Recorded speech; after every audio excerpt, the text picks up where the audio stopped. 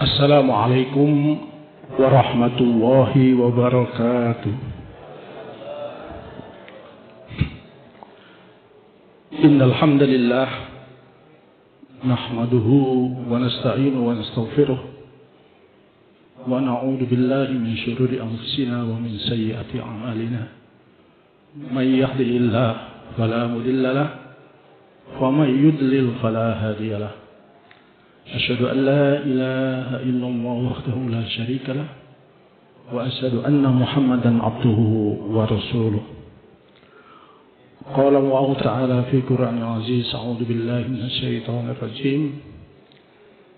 Ya ayyuhalladzina amanu taqullaha wal tanzur nafsum ma qaddamat lighad wattaqullaha innallaha khabirum bima ta'malun. Sadaqallahul azim. Yang kami hormati Al-Ustadz Bapak Profesor Dr. Abdullah Shahab yang akan memberikan ceramah pada malam hari ini. Terima kasih atas kehadirannya. Yang kami hormati Bapak Ketua Dewan Pembina beserta para anggota Dewan Pembina.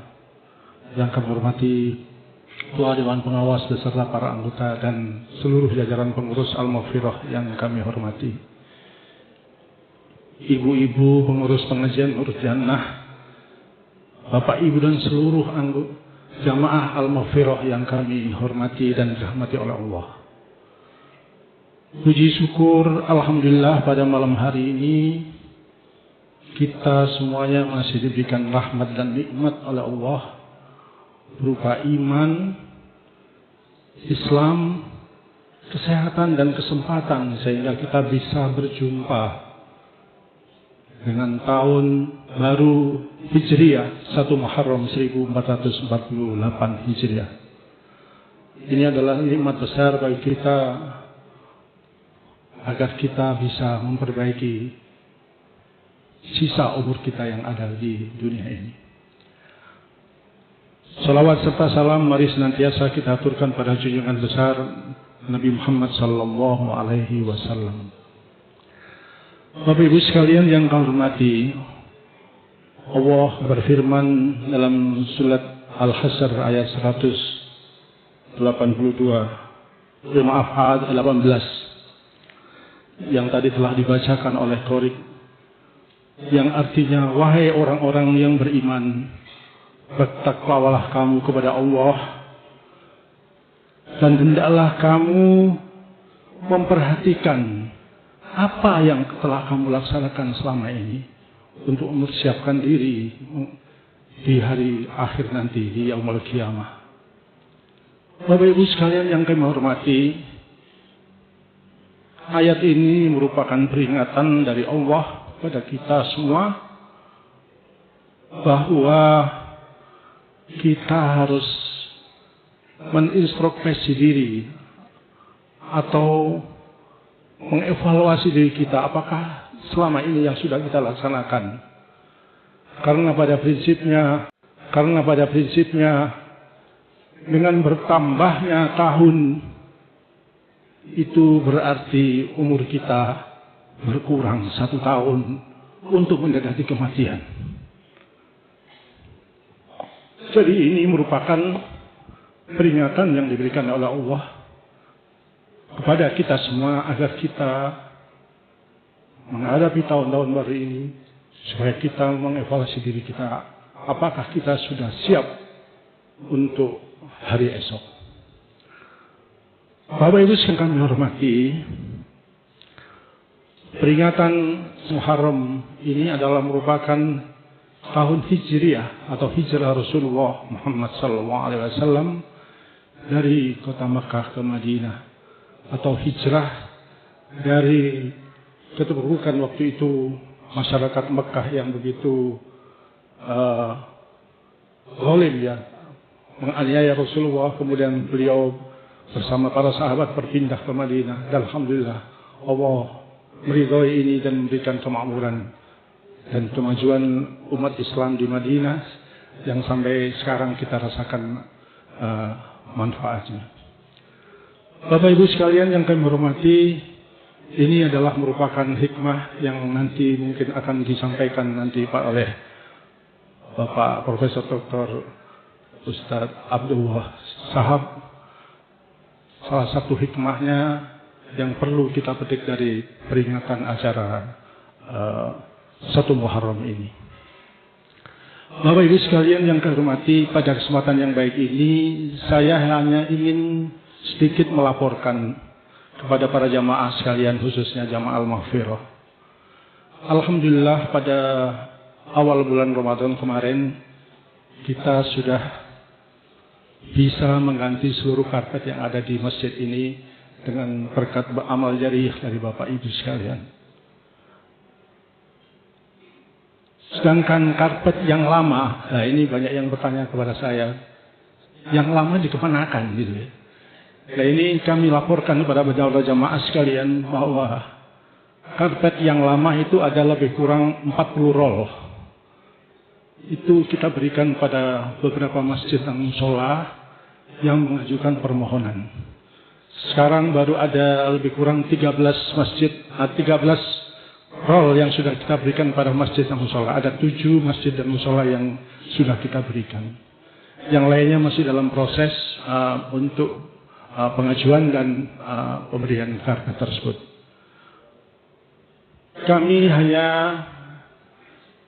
mengharapkan apabila ada jamaah yang masih berkenan di daerahnya untuk meminta karpet untuk memanfaatkan karpet yang lama, bisa diajukan permohonan kepada Yayasan Al-Maghfirah. Insya Allah kami akan melakukan survei tentunya tentang kebutuhan dari karpet di masjid atau mushola Bapak Ibu sekalian. Oleh karena itu Bapak Ibu sekalian, kami berharap karena ini merupakan jariah dari Bapak Ibu sekalian, ini bisa kita tidak lanjuti, dan kami terus terang hanya menyisakan nanti untuk kebutuhan ketika kita sholat id di lapangan. Jadi nanti ada beberapa karpet yang kami memang tidak berikan, mungkin 2 soft untuk kita gunakan pada saat kita sholat Idul Adha atau Idul Fitri di lapangan. Saya kira itu yang dapat kami laporkan. Dan pada kesempatan yang berbahagia ini, kami atas nama pengurus menyampaikan banyak terima kasih kepada Bapak Profesor Dr. Abdullah Shahab yang telah berkenan hadir pada malam hari ini. Dan saya mengucapkan banyak terima kasih kepada seluruh jajaran pengurus Al-Maghfirah, pada Bapak Ibu. Dan tentunya saya mengucapkan terima kasih pada Bapak Ibu para jamaah sekalian. Semoga acara ini mendapatkan rahmat dan ridho dari Allah Subhanahu wa taala. Amin ya rabbal alamin. Terima kasih dan mohon maaf atas segala kekurangan. Wabillahi taufik wal hidayah. Wassalamualaikum warahmatullahi wabarakatuh.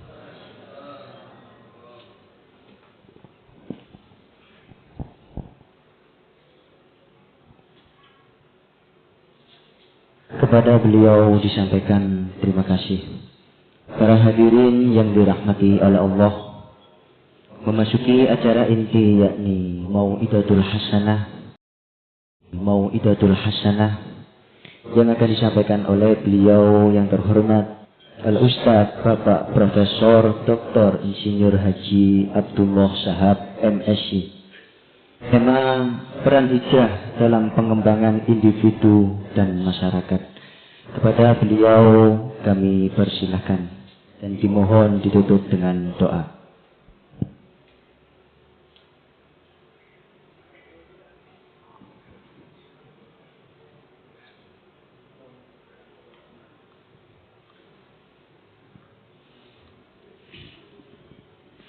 Assalamualaikum warahmatullahi wabarakatuh. Alhamdulillah wassalatu wassalamu ala sayyidina Muhammadin wa ala alihi wa walah. Alhamdulillah, pada malam hari ini kita bisa bersama-sama hadir dalam majelis yang mulia ini. Majelis yang insya Allah penuh dengan berkah dan rahmat dari Allah Subhanahu wa ta'ala. Kita berdoa kehadirat Allah, semoga semua yang kita lakukan ini bisa diterima oleh Allah sebagai langkah-langkah kita mendekatkan diri kepadanya. Kita berdoa kehadirat Allah Subhanahu wa Ta'ala. Semoga pada saat ini Allah sedang memperhatikan kita, mengabulkan doa-doa kita, mengampuni dosa-dosa kita, menjadikan kita manusia-manusia yang amalnya bertambah baik dari hari ke hari. Manusia-manusia yang hidupnya bermanfaat. Manusia-manusia yang kontributif.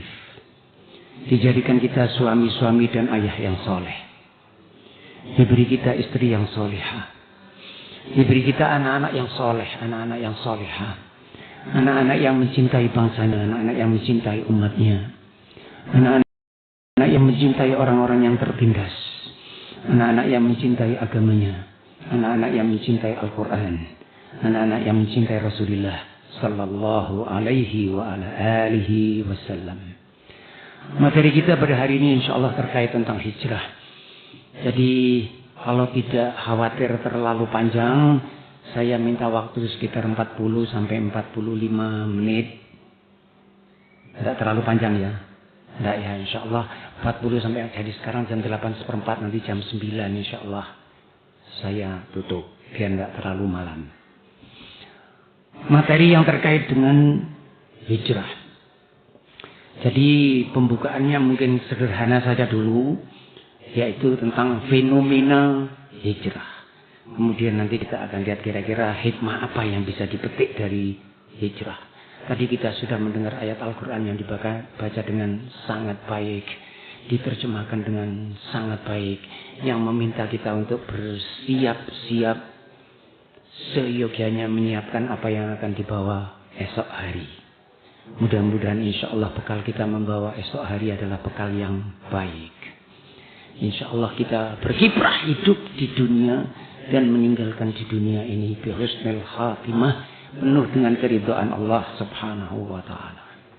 Rasul tinggal di Mekah, mendapat bi'tsah di Mekkatul Mukarramah, kota yang sangat dicintai oleh Rasulullah sallallahu alaihi wasallam, sangat dicintai. Kemudian setelah mendapatkan risalah itu, kemudian Rasul dimusuhi. Dan di dalam sekian tahun pengikutnya cuma sedikit saja. Hampir-hampir bisa dikatakan kurang sukses. Nah, ketika Rasul mendapatkan bi'tsah itu, risalah untuk menyampaikan agama itu, Rasul datang kepada seorang yang merupakan paman daripada Khadijah istri Rasulullah. Kemudian Rasul menceritakan, kemudian Waraqah itu namanya, dia menceritakan bahwa kamu nanti pasti akan dimusuhi oleh kaummu.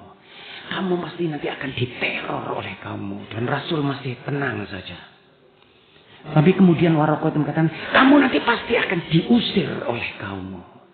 Nah pada saat itu Rasul agak sedih sedikit. Dan Rasul bertanya, apakah kaumku nanti akan mengusir aku?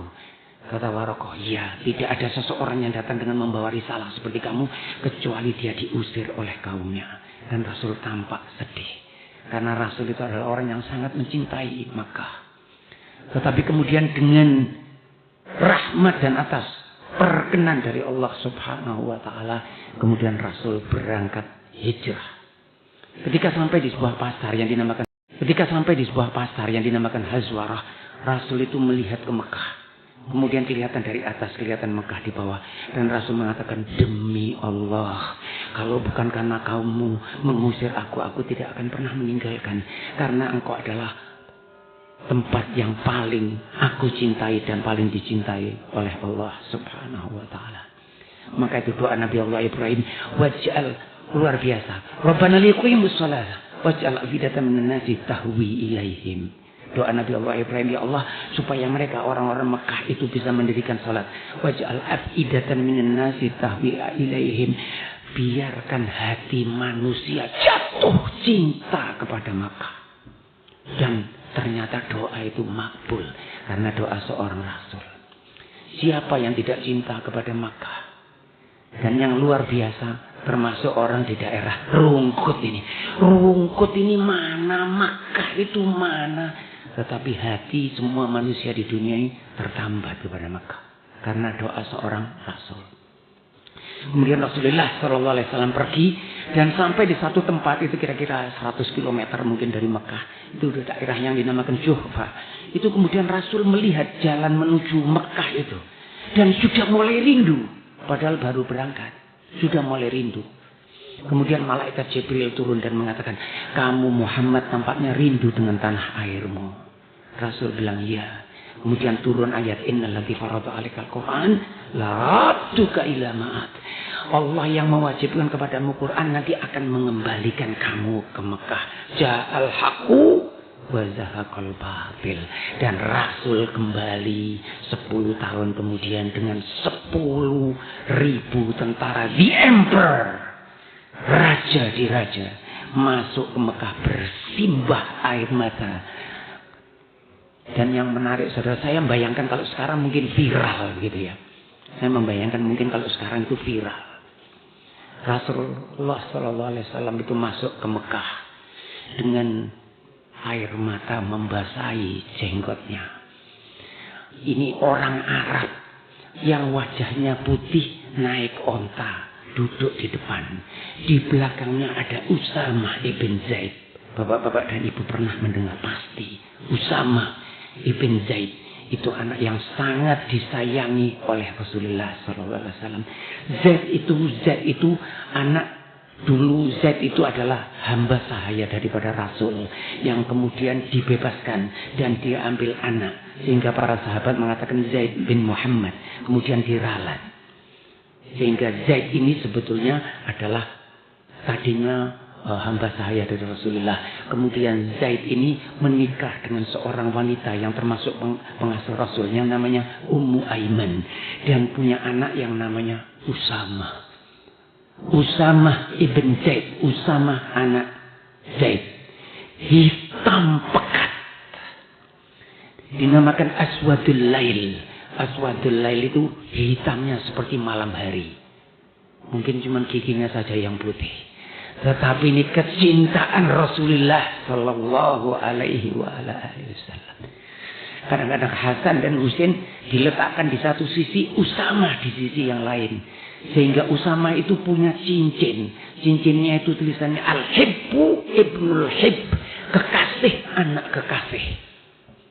Karena Usamah kekasih Rasulullah, ayahnya kekasih Rasulullah.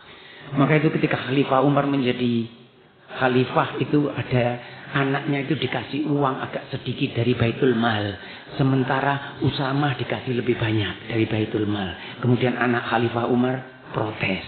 Kenapa Usamah kok dikasih banyak? Kemudian Umar mengatakan kepada anaknya, aku beritahu kamu, anak ini lebih dicintai oleh Rasul daripada kamu, dan ayahnya lebih dicintai Rasul daripada aku.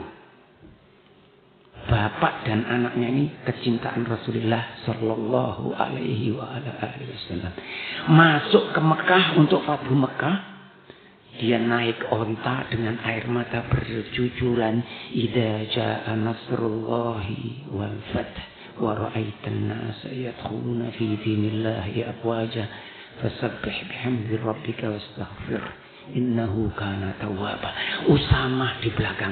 Saya cuma membayangkan yang di depan orang Arab, wajahnya putih. Rasulullah Sallallahu Alaihi Wasallam, kata seorang penyair, wanita melahirkan orang seperti kamu itu tidak pernah.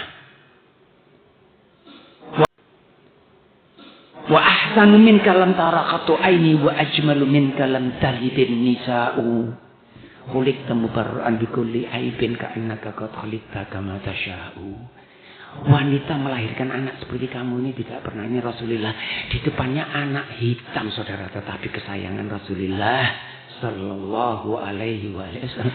Bahkan ada cerita yang menarik ketika Rasul pulang dari Arafah, ini Hajatul Wada, itu para sahabat ini kok tidak berangkat nih, kok tidak berangkat, katanya mau menuju Musdalifah. Ternyata sebentar lagi anak kecil lari. Usamah langsung naik ke ontanya Rasulullah, baru berangkat. Jadi dari tadi Rasul menunggu Usamah. Ini anak umur 18 tahun menjadi pemimpin perang. Maka itu Allah memang punya rencana. Rasul memang dikirim ke hijrah ke Madinah. Di dalam perjalanan itu banyak cerita-cerita.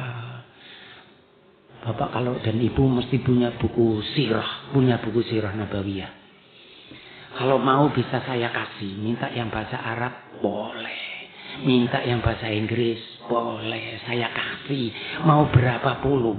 Tapi kalau mau beli, Bapak beli buku Rahiqul Maktum atau Sirah Nabawiyah, pengarangnya Sofiyur Rahman Al-Mubarakfuri.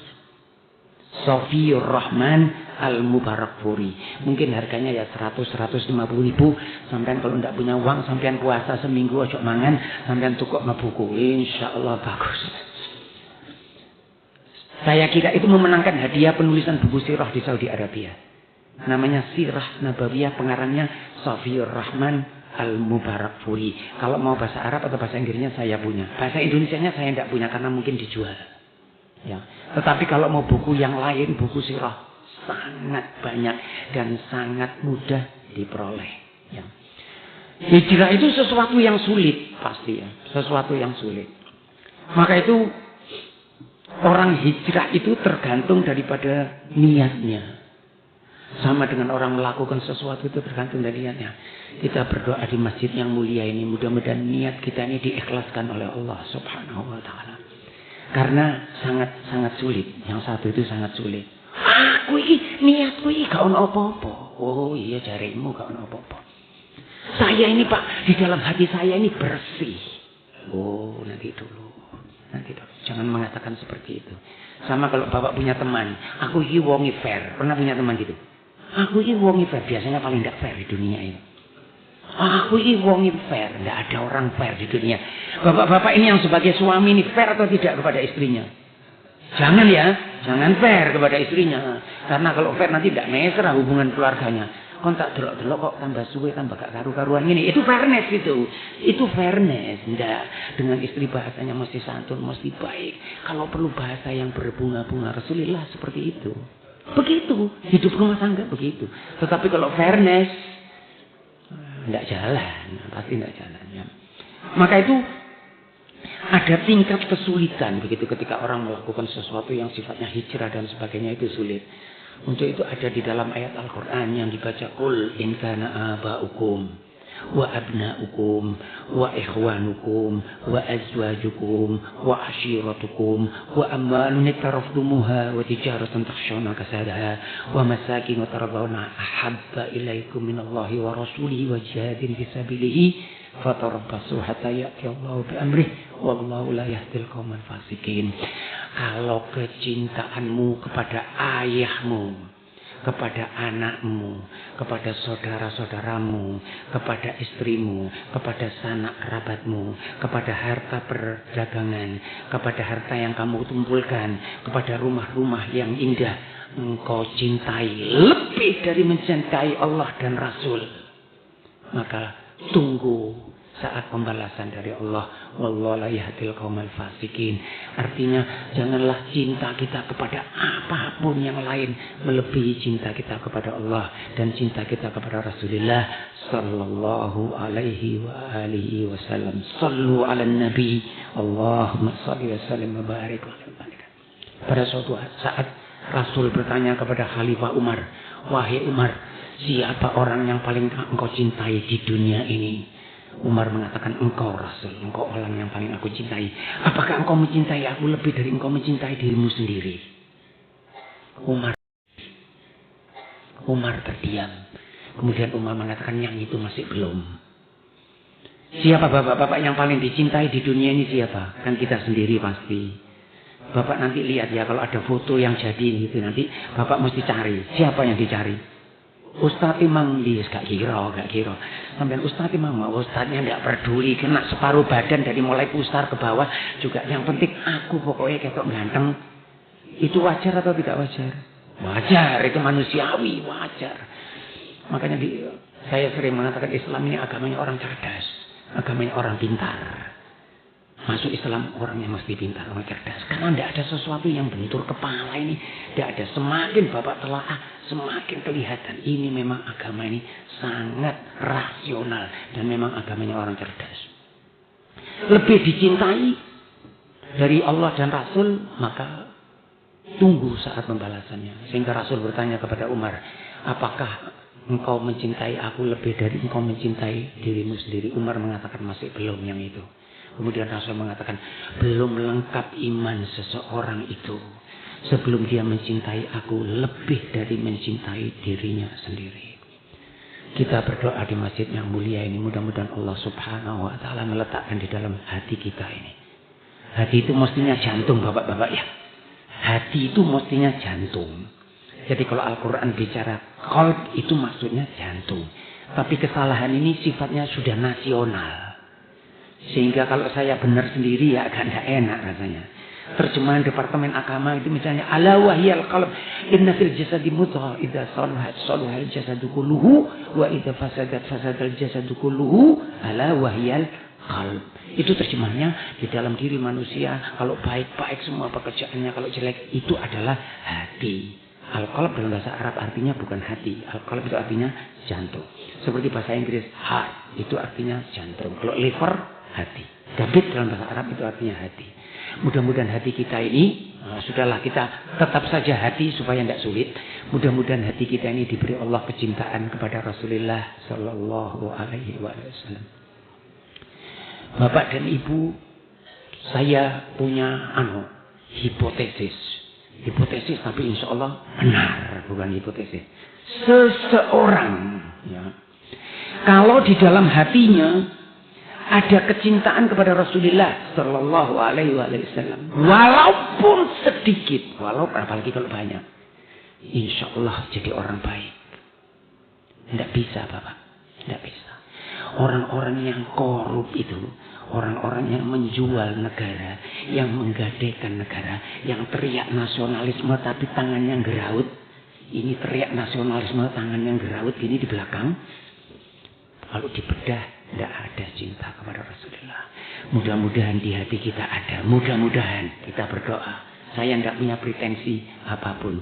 Kata Imam Syafi'i radhiyallahu anhu. Imam Syafi'i, Imam Ahlus Sunnah wal Jamaah. Lau syaqqa qalbi la bada'a wasfahu satarani qad khatta bila katibi. Asyar'u wa tauhidu fi janibi wa hubbu ali Muhammadin fi janibi. Kalau kamu sobek dadaku ini, kamu akan menentukan di dalam jantungku ini dua baris yang tertulis tanpa ada yang menulis. Apa itu? Syariat dan tauhid di satu sisi, wa hubbu ali Muhammadin fi janibi, dan cinta kepada Rasulullah dan keluarganya di satu sisi. Maka itu mudah-mudahan insya Allah Allah Subhanahu wa ta'ala menjadikan kita ini orang-orang yang cinta kepada Rasulullah Sallallahu Alaihi Wasallam. Dan pada hari akhir itu mereka-mereka yang aman hanya mereka yang cinta kepada Rasul.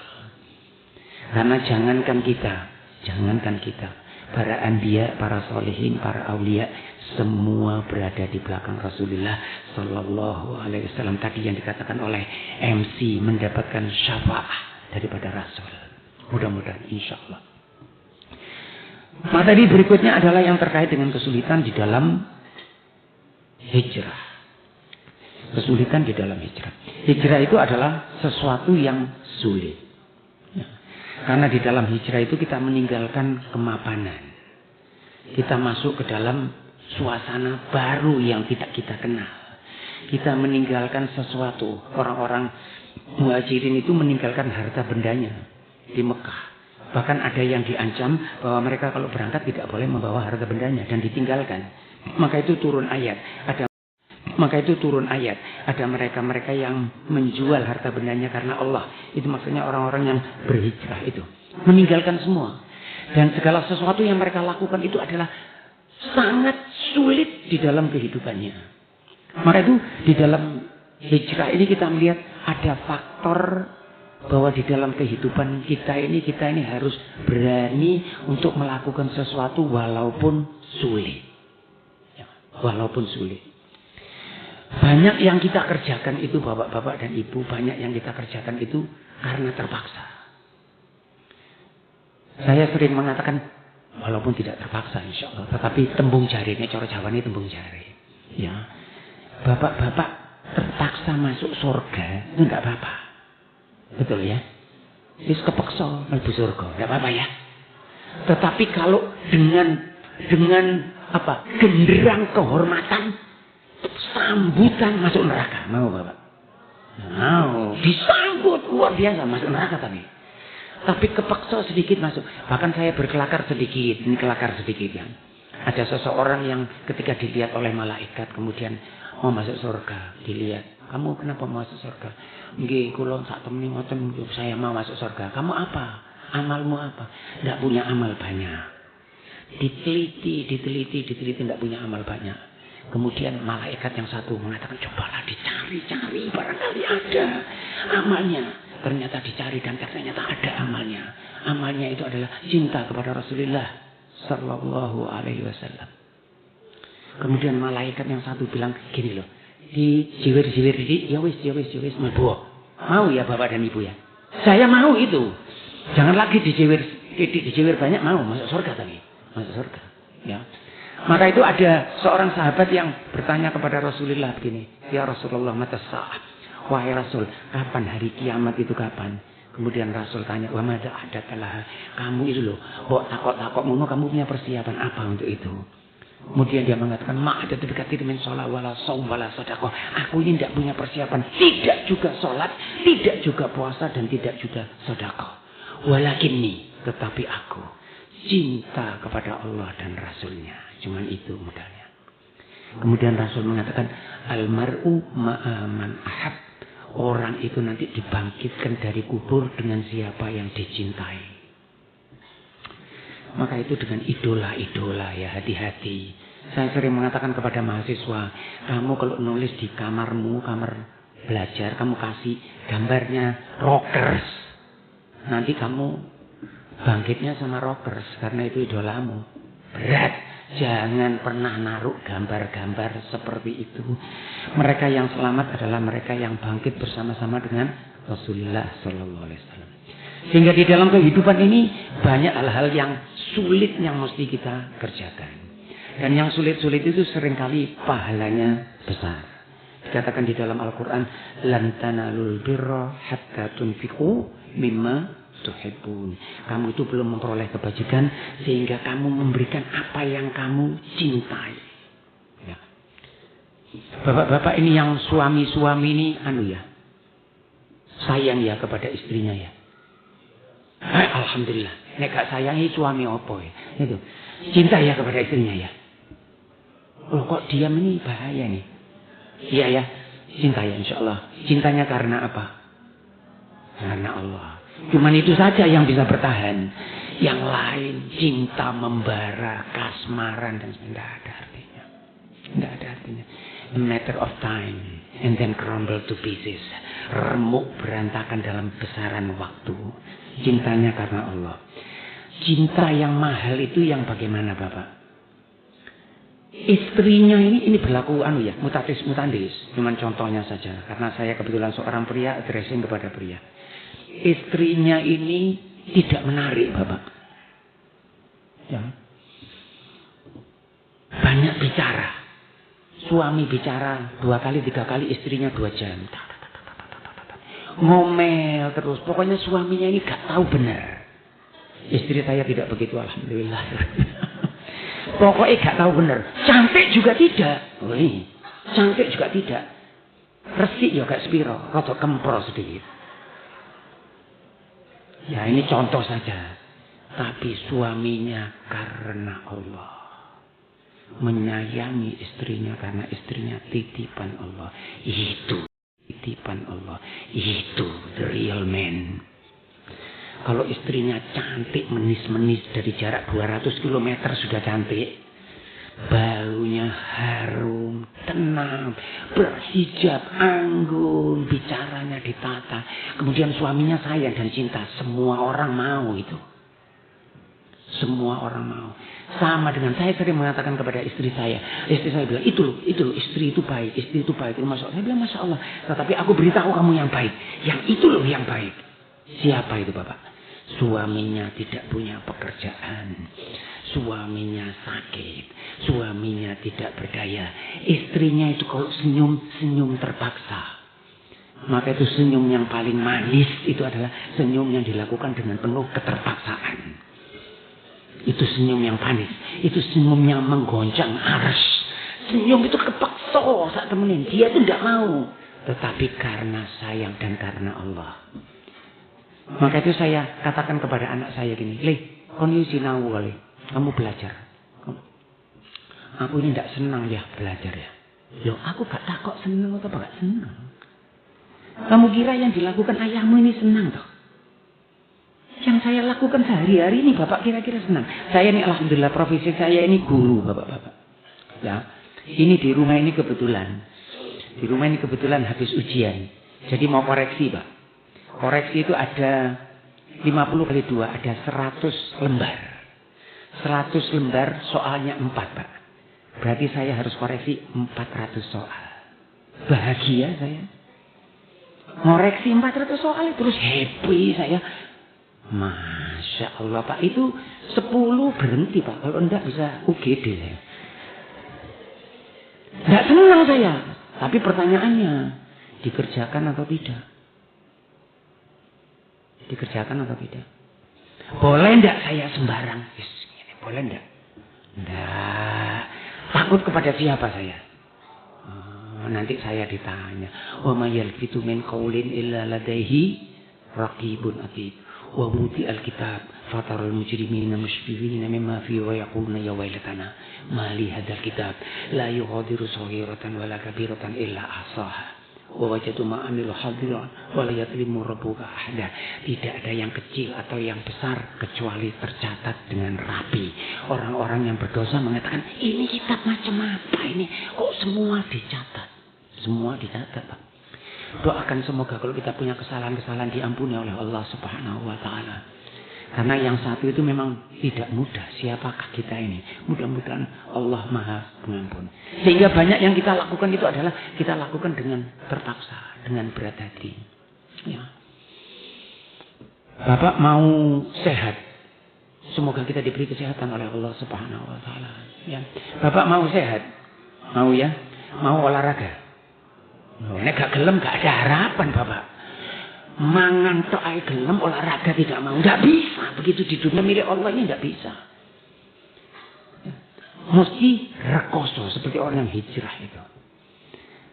Anak-anak kadang-kadang tanya kepada saya, Pak gimana caranya belajar bahasa Inggris itu bagaimana caranya Pak? Kamu sudah siap enggak? Ya mungkin kira-kira perlu berapa jam gitu Pak. Kon takut jam. Pasti gak iso sampai yaumul kiamah gak iso kan. Kalau kamu nanya jam, gak ada jam-jaman.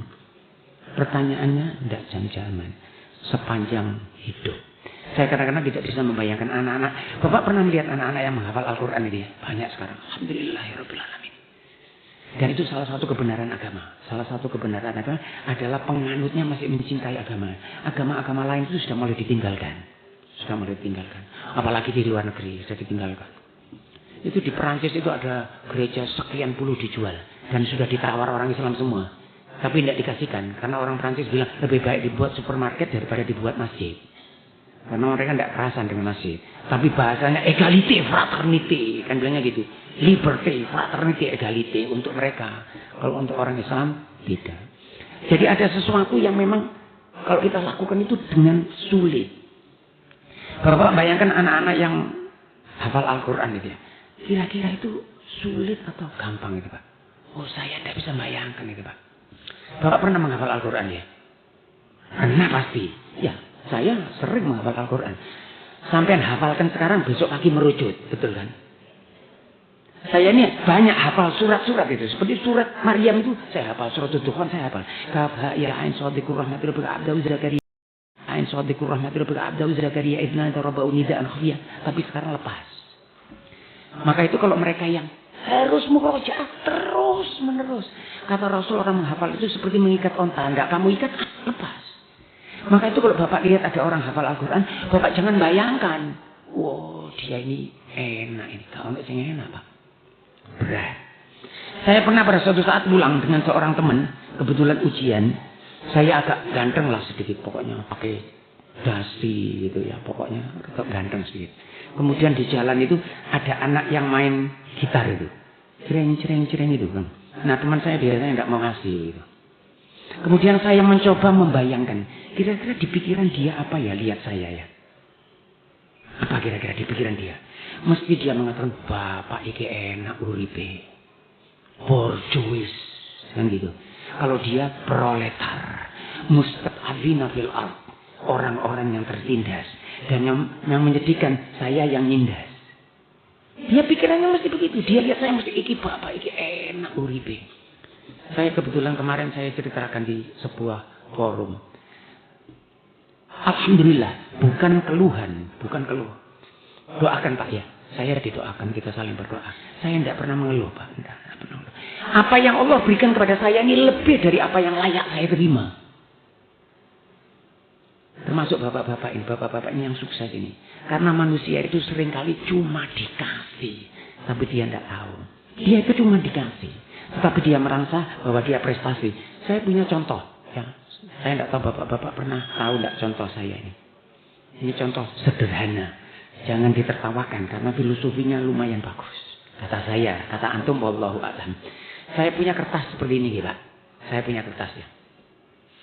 Ini saya lipat ya. Saya lipat.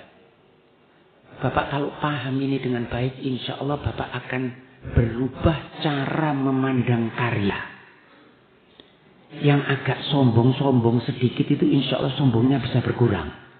Mudah-mudahan saya juga begitu. Ini yang paling sombong di dunia ini. Mudah-mudahan dijauhkan oleh Allah. Saya punya kertas seperti ini saya lipat. Kan terlipat ya? Saya, ya mesti ae. Iki karepe opo? Nanti dulu. Kemudian saya tanya Bapak dan Ibu, kenapa ya kertasnya kok terlipat ya? Karena dilipat betul. Karena dilipat betul. Mohon maaf, tapi jawabannya itu levelnya ibtidaiyah. Ya mesti ae, langkon lipat. Iya dong. Gimana yang level sanawiyah atau level aliyah? Gimana yang levelnya begitu? Saya punya ini ya Pak ya. Botol ini ya. Saya punya botol ini ya. Mohon sewu ya. Saya minta tolong dilipat. Dilipat bisa? Loh tadi katanya terlipat karena dilipat. Ini saya minta dilipat. Bisa? Tidak bisa. Karena apa? Karena di dalam diri botol ini tidak ada potensi atau kemampuan untuk bisa dilipat. Saya sebagai agen aktif mengaktualisasi. Tetapi kapasitas atau potensinya di kertas ini, bukan di saya. Saya cuma melakukan kertasnya ini ciptaan yang maha kuasa. Paham Bapak? Sampai nih kok pinter apa? Jawabannya apa? Aku sinau. Nah itu seperti kertas tadi. Soalnya aku sinau.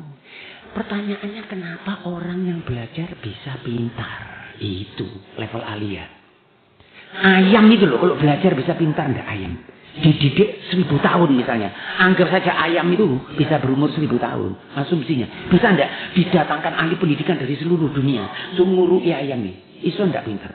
Karena apa enggak bisa pintar? Tidak punya potensi. Nah pertanyaan saya, potensinya itu dari mana? Dari Allah. Maka itu kalau punya sesuatu jangan sombong. Kamu itu cuma dikasih. Apalagi ada seorang wanita ya. Ada wanita yang cantik atau pria yang tampan. Kemudian sombong. Itu agak dangkal saya kira. Agak kurang rasional. Mungkin sekolah biar pasti gak sepura pinter. Ya. Mohon maaf saya ini kelakar saja ya. Jangan ditanggapi berlebihan. Boleh enggak kelakar? Boleh ya? Boleh. Jangan ditanggapi. Saya doakan. Saya tidak pernah mengecilkan orang. Doakan. Seumur hidup mahasiswa saya tanyakan. Sekian ribu pernah enggak? Oh ini kok gak iso. Tabu buat saya. Ini kok gak iso. Tabu buat saya bilang gitu. Enggak. Bukan tabiat saya. Karena saya tahu semuanya itu tidak mudah. Orang itu ingin pintar. Ingin paling pintar di dunia. Tapi tidak semua orang bisa. Kalau orang ada tidak pintar bagaimana? Ya memang dia begitu. Yang aneh itu malah karena ada bapaknya tidak seberapa pintar. Minta anaknya pintar. Itu agak repot. Oh ini kuleh kok gak pintar niru sopo kan leh. Niru sopo mana lihat bapaknya. Niru sopo mosok tonggo. Tidak mungkin bapak-bapak. Ya, genetik itu begitu. Ada juga yang bapaknya tidak tampan, anaknya kon tak delok kok gak ganteng ya. Kon itu niru sopo kon niru. Kelakar ya Pak ya. Kelakar ya. Anak saya pulang dari sekolah kemudian mengatakan kepada saya, "Ya, aku kata teman-temanku aku ini tampan." Kata anak saya. Kemudian saya bilang, "Lah deloken bapakmu." Kelakar ya. Kelakar saja, jangan ditanggapi berlebihan. Ada sesuatu itu yang apa saudara? Yang kita lakukan dengan berat hati. Dengan berat hati. Kita tidak senang melakukan itu.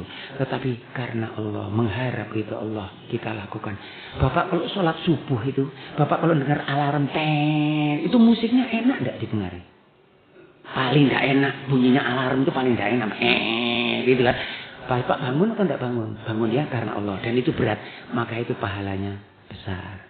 Maka itu azannya akan ditambah. As-salatu khairun minan naum. Karena buat kita, an-naumu khairun minas salat. Untuk manusia. Heran enggak kalau ada orang yang mengatakan tidur itu lebih enak dari sholat. Kalau Bapak sudah sampai mengatakan bahwa sholat itu lebih nikmat dari tidur, Bapak berarti sudah di level yang sangat tinggi. Alhamdulillah kalau bisa begitu. Tapi saya kira tidak banyak. Biasanya kita tahu kalau itu sulit. Ya. Saya beri cerita. Pada suatu hari saya lewat ke sebuah tempat, kemudian ada sudah tinggal 10 menit. Tidak terasa ya Bapak dan Ibu ya. Tidak terasa Bapak dan Ibu, saya agak terasa sedikit. Nah, jadi ada seseorang yang jalan, saya jalan di sebuah tempat, kemudian ada pengemis. Pengemisnya begini. Nada tangan begini. Rasul mengatakan kalau ada orang minta, dikasih. Ada yang mengatakan kepada saya, itu nanti kan kita dimanfaatkan. Agama itu lengkap. Rasul mengatakan kalau ada orang minta, dikasih. Tapi Rasul mengatakan orang yang memanfaatkan orang lain lebih baik cari. Haram hukumnya. Kamu minta kalau kamu tidak benar-benar butuh. Jadi para pengemis itu jangan enak-enak terus minta begini. Bisa haram hukumnya. Kecuali kalau dia dalam keadaan butuh. Rasul mengatakan lebih baik kamu cari kayu di hutan daripada kamu minta bisa dikasih, bisa tidak. Rasul itu bahkan kalau ngasih uang itu tangannya begini bapak-bapak, tangannya begini, duitnya ditaruh sini supaya orangnya mengambil dari atas, supaya nanti kamu itu ngasih, tidak minta. Maka itu orang Islam, insya Allah mudah-mudahan kita menjadi orang yang memberi, yang tidak pernah meminta, orang yang hanya memberi apa yang diminta, memberi lebih dari yang diminta, memberi siapa yang meminta, memberi tanpa meminta, memberi kapan saja itu diminta. Mudah-mudahan kita bukan orang yang mintanya cuma kepada yang satu. Minta kepada Allah Subhanahu wa ta'ala. Saya lewat di jalan, ada pengemis yang tangannya nada begini. Nah biasanya, ya sedikit dikei, ya bismillah. Sampai nyari duit. Kalau ibu-ibu ini saya tidak tahu. Nyari duit. Biasanya kalau nyari duit itu pakai doa. Ada doa. Doanya itu mudah-mudahan ada uang kecil. Itu doa. Ya, mugi-mugi duh Gusti sama gitu. Gedem-gedem lagi. Duh Gusti, mugi-mugi wonten sejahtera alit. Itu doanya orang bakhil itu. Itu doanya orang baik. Saya begitu. Tidak berbeda, saya begitu. Kemudian saya cari duitnya ini, Pak. Saya cari. Orangnya ini rupanya tahu saya berada di dilema moral. Ini rupanya dia tahu. Saya berada di dilema moral. Kemudian orang ini rupanya tadinya di sekolah ekonomi, ya kemudian agak di DU masuk IAIN. Jadi mengeluarkan ayat. Mathalul ladzina yunfikuna amwalahum fi sabilillah kamathali habbatin ambatat sab'a sanabila fi kulli sumbulatin mi'atu habbah.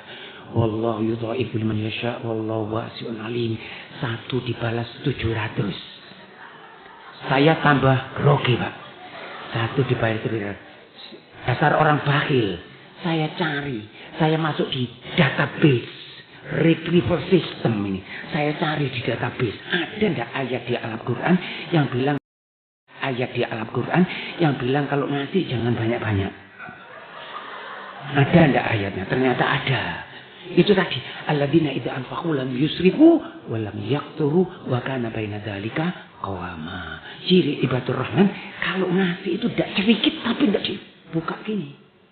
Ayat yang lain, wala taj'al yadaka maghlulatan ila unukika wala tabsutha kullal bas fatakuna maluman mahsura. Kamu itu ya kalau sedekah ojo ngimpet ini, itu kalau cara Jawa bruto wali, Bapak tahu bruto wali. Baik pol bruto wali, tapi ojo mbok umbar gini karena kalau diumbar nanti kamu sulit. Wah, saya pikir enggak perlu banyak-banyak, sedikit aja karena ada ayat yang mengatakan kalau sedekah enggak terlalu banyak.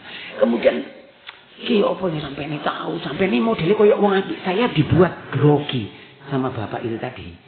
Saya cari uang, berharap dapat 1.000 tidak ada, berharap 5.000 tidak ada, berharap 10.000 tidak ada, yang keluar 50.000 bapak. Saya tidak pernah ngasih sedekah 50.000 bapak. Pegawai negeri Umar Bakri 50.000, cara Jawane mendem gadung apa 50.000. Saya enggak terus ini terus dia begini.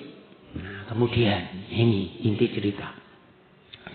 Saya tunjukkan kepada Yang Maha Kuasa, duh Gusti, 50.000 ini berat buat aku. Terbayang wajah anak dan istri, termasuk kucing yang belum dikasih makan, terbayang semua di rumah. Kemudian karena Allah dengan terpaksa aku berikan ini.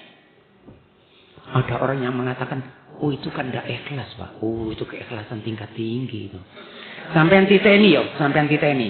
Kalau sampean ngasihkan sesuatu ikhlas mesti kecil. Sampai titeni. Kalau sampean enteng mesti 1.000, 2.000. Tapi coba sampean ngasih 200.000 tidak mesti ngreweli sampean.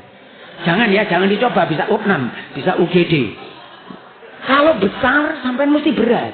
Maka itu tantangannya begitu. Maka itu saya insya Allah sebagai penutup, saya lihat bagaimana kita memaksa diri kita untuk itu. Nek coro Jawa nih, bahasa Indonesianya saya agak sulit. Meraih mungkin. Tapi meraih itu gini saudara. Meraih itu agak begini. Nek coro Jawa nih, ngeranggeh. Ini loh, rotok loh, ngeranggeh seperti itu. Sampai ada mangga terus sampai ngeranggeh. Ya. Di dalam hidup ini kita ini ngeranggeh. Semua itu mesti levelnya agak atas. Ya. Ini saya tujukan terutama bagi diri saya sendiri. Sampai kalau sedekah berapa? Berapa? 5.000? Tidak apa-apa. 2.000 tidak apa-apa. Yang penting sedekah. Yang penting sedekah. Insya Allah niatnya yang ikhlas lillahi ta'ala. Tetapi begini. Kalau 2.000 sudah mulai terasa ringan. 2.000 enteng. Coba duit 2.000. Tidak ringan. Bahasanya loh lemes.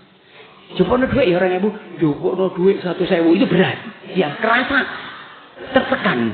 Tapi nek jopono duit orang itu nek duit 1.000 ya sampai pelintir gini sampai pakakno PT, insya Allah gak gelem, dilepek, tes gitu kalau 1.000.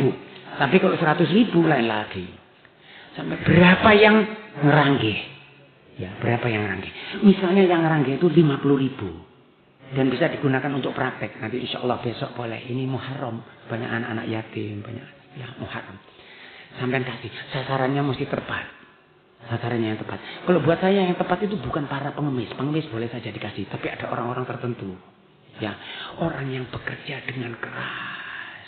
Sehari dapat 10.000, 15.000. Ya Allah, ya Allah. Bekerja mulai pagi, jual gambas, jual. Masa, sehari suntuk dapat 20.000. Sampai datangi. Sampai keluarkan uang 50.000. Biasanya dia agak tidak percaya. Ini karpe apa ini? Dia agak tidak percaya. 50.000. Apalagi kalau bisa 100.000. Apalagi kalau bisa lebih besar dari itu. Sampai keluarkan 100.000 yang merah itu. Warnanya. Licik-licik apalagi yang baru. Yang baru lebih-lebih. Itu bapak ya. Begitu bapak mengeluarkan begini. Itu nanti mesti ada suara. Mesti ada suara. Hei, kon gayamu kayak wong sugih. Memberi itu tidak perlu banyak. Yang penting ikhlas. Ikhlas itu yang diterima oleh Allah Subhanahu wa taala. Itu suara syaitan itu. Itu suara syaitan yang begitu. Pokoknya suara yang mengajak kejelekan itu mesti syaitan. Kalau suara malaikat enggak mungkin. Maka itu Bapak kalau pernah membaca manaqib Syekh Abdul Qadir Al-Jailani, ada pernah membaca manaqibnya Syekh Abdul Qadir, orang-orang thariqat itu, pada suatu hari Syekh Abdul Qadir itu melihat ada satu cahaya di angkasa begini. Kemudian ada suara, "Wahai Syekh Abdul Qadir, aku hari ini aku halalkan bagi kamu semua yang haram. Aku Tuhanmu." Kemudian Syekh Abdul Qadir mengatakan, "Pergi engkau wahai laknat." Kemudian teman-temannya tanya, "Kamu dari mana tahu kalau dia setan?" Syekh Abdul Qadir mengatakan, "Karena yang Maha Kuasa tidak pernah menyuruh yang jelek." Jadi kalau ada bisikan-bisikan yang jelek, pasti datangnya dari setan. Oh, tokbokeno. Itu tidak edukatif. Itu bahasanya. Kamu kasihkan ngelencer. Mending ngelencer. Nanti punya anak dia. Punya anak nanti jadi pengemis lagi. Terus bu. Dan kalau untuk itu alasannya sangat pintar. Kalau perlu bawa ayat. Seperti saya tadi loh. Kalau ngasih jangan terlalu banyak. Bawa ayat. Karena dia setan ini ilmunya dalam, umurnya panjang, pengalamannya. Bapak tunjukkan 50.000 ini ya. Dan Bapak boleh bereksperimen. Ya, kalau perlu saya tunjukkan 50.000 ya. Tidak perlu ya. Banyak uang saya, tenang aja. Ya, saya keluarkan ini ya, 50.000 saya keluarkan. Bismillahirrahmanirrahim, 50.000. Ini saya ginikan, ini setannya mesti bilang, oh coba ngeno. Kemudian bapak ginikan, lo saya ketemu. Supaya hatimu sakit, tak kekno. Oh itu dia shock setannya. Tuh, dikekno rek.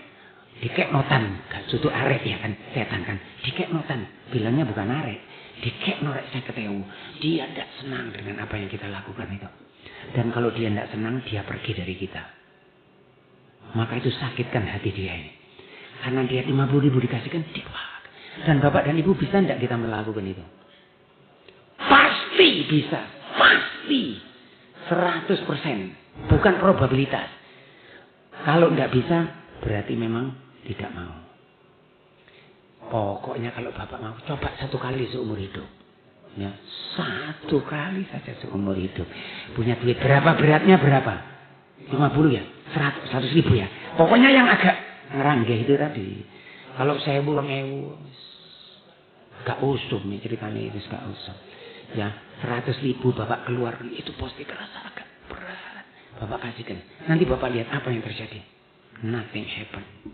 Tidak ada yang terjadi. Setan itu tidak punya daya apapun kepada manusia. Untuk narik tangan saya tidak ada. Sama dengan orang yang melakukan maksiat. Kemudian aku ini kegoda setan. Setannya masih di Skandinavia sana loh. Tidak ada setan kuda yang kamu yang mau goda dia itu cuma menghembus-hembuskan. Ya, membisik-bisikkan. Tapi narik tangan seseorang, dia tidak punya wewenang. Menyuruh seseorang berbuat sesuatu tidak punya wewenang. Wewenangnya hanya memberi bisikan. Ya, kalau itu memang ya. Dia diberi kemampuan itu oleh Yang Maha Kuasa.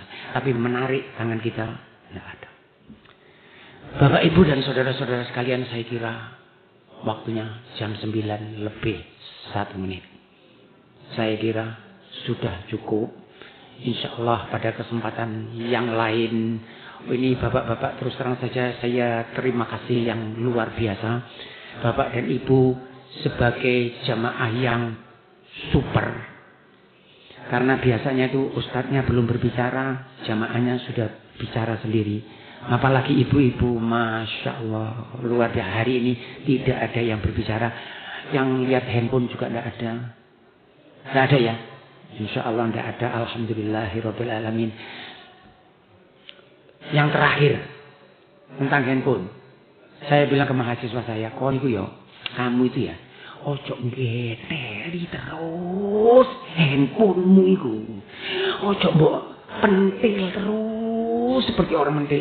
Nanti kalau kamu punya anak, anakmu itu kepalanya kecil, jempolnya yang besar. Karena bapaknya lebih ahli main jempol daripada menggunakan ini. Dipakai ini yang baik. Baca buku yang baik. Baca buku. Handphone boleh Pak? Oh boleh. Ya 2 tahun sekali. 2 tahun sekali.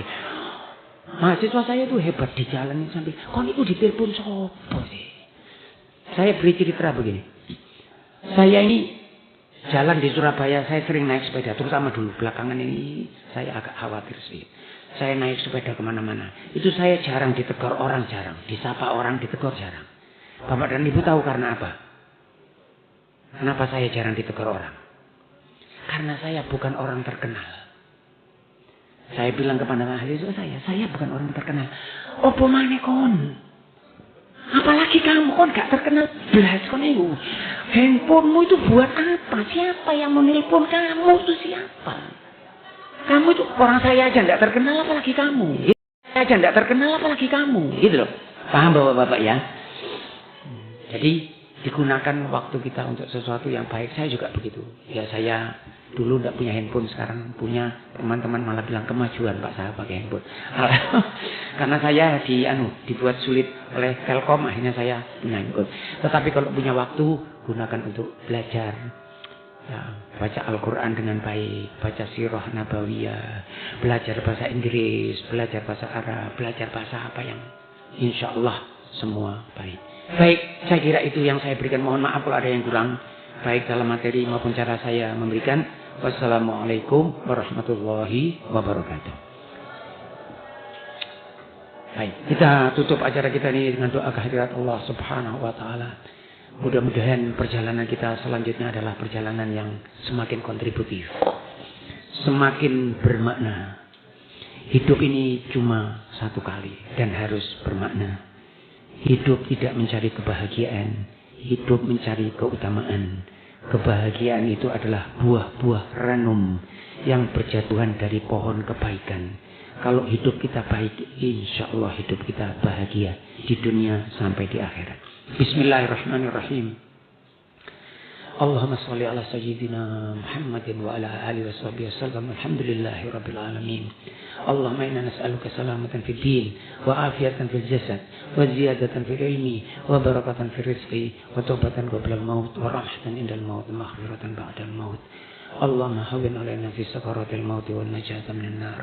ربنا ظلمنا أنفسنا ولن تغفر لنا وترحمنا لنكونن من الخاسرين ربنا وآتنا ما وعدتنا على رسلك ولا تخزنا يوم القيامة إنك لا تخلف الميعاد ربنا هب لنا حكما وحكمة بالصالحين واجعلنا من ورثة جنة النعيم ولا تخزنا يوم يبعثون يوم لا ينفع مال ولا بنون إلا من أتى الله بقلب سليم ربنا حبب لنا الإيمان وزينه في قلوبنا وكره لنا الكفر والفسوق والعصيان اللهم أعنا على ذكرك وشكرك وحسن عبادتك اللهم إنا نسألك رضاك والجنة ونعوذ بك من سخطك والنار ربنا آتنا في الدنيا حسنة وفي الآخرة حسنة وقنا عذاب النار سبحان ربك رب العزة عما يصفون وسلام على المرسلين والحمد لله رب العالمين الفاتحة.